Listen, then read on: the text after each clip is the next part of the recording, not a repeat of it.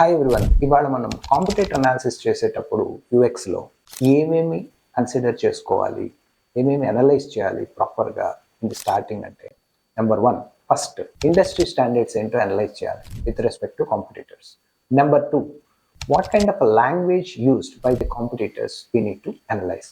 Number 3 approach towards products and customers ఎలా ఉంది competitors angle నుంచి చూడాలి, అబ్జర్వ్ చేయాలి. నెంబర్ 4 మార్కెటింగ్ టాక్టిక్స్ ఏమున్నాయో అనలైజ్ చేయాలి, అబ్జర్వ్ చేయాలి through competitive analysis. Number 5 who are their customers, ఇది చాలా ఇంపార్టెంట్ ఆస్పెక్ట్, దీన్ని కూడా ప్రాపర్గా అనలైజ్ చేయాలి కాంపిటేటివ్ అనాలిసిస్.